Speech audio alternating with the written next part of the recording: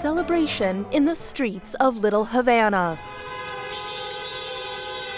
Cuban-Americans hoping the death of one man can end decades of human rights abuses. That a bad dictator that had Cuba under oppression and repression for almost 6 decades is no longer with us, and that will give an opportunity to the Cuban people to start the journey towards freedom and democracy. Under Castro's rule, 3 generations of Cuban people lacked nearly all basic civil and political freedoms, with thousands of dissenters punished or imprisoned. Even the restoration of relations with the U.S. starting in 2014 didn't loosen the limitations on freedoms. The internet still severely censored, and the detention of journalists and human rights defenders stepped up.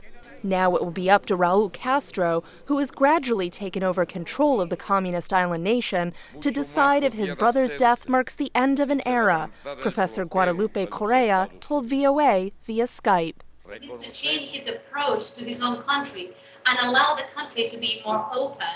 A hope echoed by many U.S. lawmakers taking to Twitter in the hours after Castro's death. This represents an opportunity, especially for those freedom fighters in Cuba, the opposition leaders who have been risking their lives, their security, their well-being for years to fight for a better country. Now they're going to be stronger. But change in the wake of Castro's death could come at a steep cost, foreign policy analyst Brian Fonseca told VOA via Skype. Given that preservation of power is the most critical thing to the Cuban political elite, then I think that you may find repression going up, at least in the short term.